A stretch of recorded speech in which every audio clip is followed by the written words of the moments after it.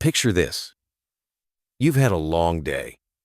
Emails piling up, traffic jam on the way home, kids shouting homework demands. You walk into your favorite local restaurant and, finally, the smell of sizzling earth-seasoned vegetables and fresh bread wraps around you like a warm hug. You smile, pick up the menu, and sigh in relief that someone else is cooking tonight. But what if I told you that the person who just handed you that plate, whether it's your best friend whipping up dinner at home, a line cook in a bustling kitchen, or the barista carefully frothing your latte, deserves more than just a nod? They deserve your kindness, your respect, your gratitude.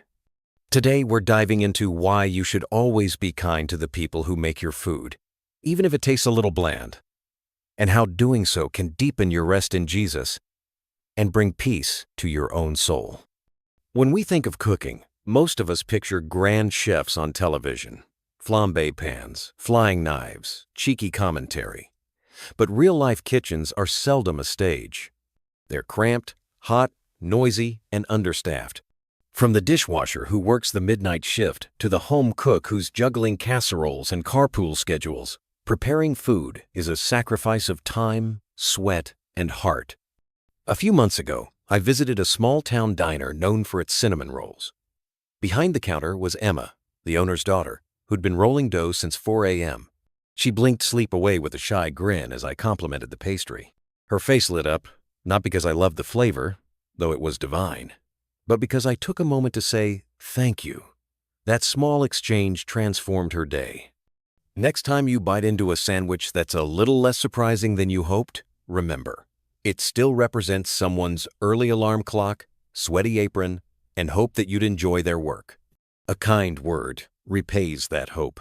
In Matthew 11:28, Jesus invites us, "Come to me, all you who are weary and burdened, and I will give you rest." That rest isn't just a break from work. It's an inner peace that reshapes how we treat others. When we're anchored in Jesus' love, we don't need to demand perfection from those around us. We extend grace.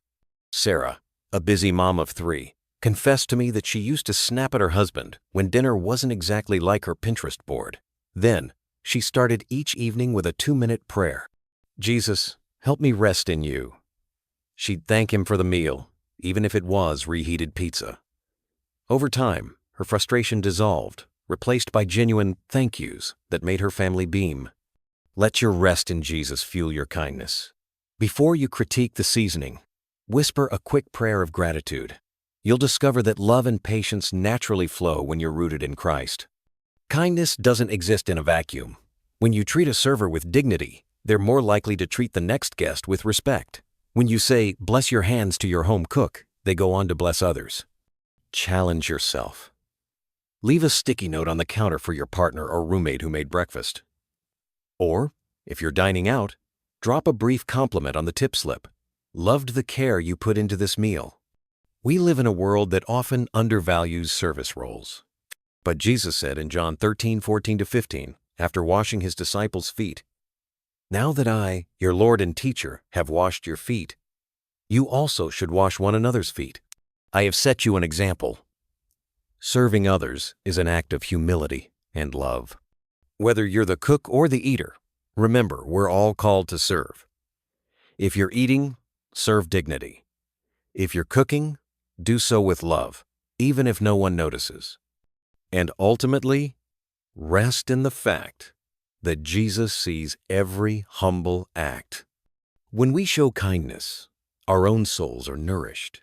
Neuroscience confirms that acts of generosity release oxytocin and endorphins. Helpers high. From a Christian perspective, kindness is a fruit of the Spirit. Galatians 5:22-23. After years of restaurant management, Mark told me he loved his job most when customers praised his team's effort. One tough night, after a power outage, he silently prayed, "Lord, give me generosity even in chaos." The customers who waited with grace ended up leaving handwritten notes and cash donations. That experience transformed his outlook. He saw every meal as ministry. View each bite and each thank you as mutual nourishment. They feed both the giver and receiver. Your kindness is a gift that keeps giving. Here are real-life steps to practice kindness at every meal. Mindful blessing. Before eating, whether in a cafe or at home, pause for one sentence of gratitude.